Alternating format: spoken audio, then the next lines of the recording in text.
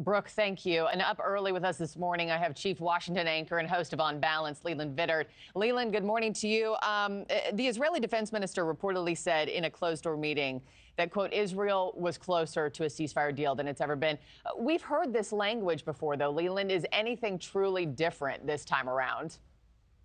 Donald Trump becoming president in 32 days. And that has changed the calculus for Hamas because it's changed the calculus for Iran. And there's a feeling in the Middle East, but especially in Israel, that with President Trump retaking office, the rules will change. We saw what he said.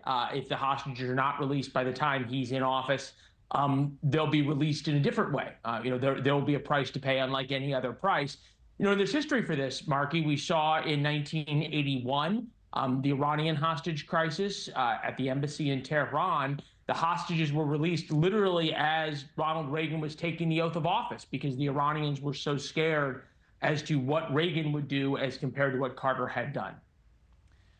If they are getting closer to hammering out a deal, Leland, I mean, does that indicate to you that both sides are relenting on some issues to make it happen? And maybe not. I see you shaking your head. Yeah, I think it's a great question. It's important to point out that the terms of this deal are very different than what we had seen in the past.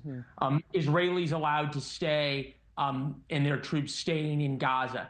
That's going to make it much harder for Hamas to regroup and rearm, especially given how difficult things are about to become for Iran and their change of fortunes vis-a-vis losing Hezbollah, losing Syria, Trump coming in, new sanctions and the like. So I think this is much more of a capitulation by Hamas, which is what Israel has always said it's wanted. This is talking about releasing 100 hostages fairly quickly, including the bodies of those who have perished. So I wouldn't want to say this is an unconditional surrender by Hamas, but what Israel is negotiating is a lot closer to what Israel had been demanding from the beginning of this war than it is what Hamas has ever wanted. And what are some things that Hamas is wanting, and what of those things would be seen as red lines by Israel that under no conditions are they going to go there and do that? For the Israelis, and Benjamin Netanyahu has said this from the beginning, that they need to create a situation where it is impossible for Hamas to regroup and rearm.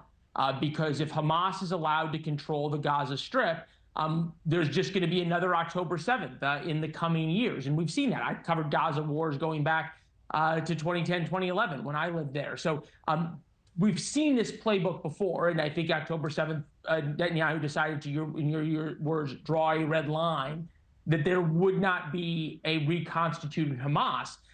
It would be important for us to point out that the best thing that could happen to the Palestinians, that is the people who live in Gaza, who everyone on the college campuses says they're so worried about, is the elimination of Hamas. There is nobody Hamas tortures and creates havoc on more and creates horrible situations for more than the Palestinian people. So I think there's a chance, I've said this before at my own peril, but that if Hamas is truly eliminated inside the Gaza Strip, you could have a situation where between Saudi money and perhaps even Qatari money, if they're pushed to change, you could have a real change in the Middle East, at least vis-a-vis Gaza, Israel, the West Bank, because of the new flexibility Israel will feel under the Trump administration. Yeah, and you bring up Trump, there being a new sheriff in town come January 20th, and how that could play into this. What about the future of Benjamin Netanyahu, Leland? I mean, he's facing international condemnation related to the war, a corruption trial in Israel. Does his political career survive this? Oh, boy, Markie.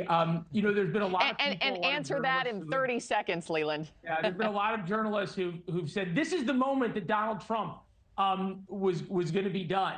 And they've all been wrong over and over and over again. And I would say the same holds true for Benjamin Netanyahu going all the way back to the 90s. Everybody's written his political obituary only for him to prove that he's far smarter and been able to outmaneuver absolutely everyone in Israeli politics.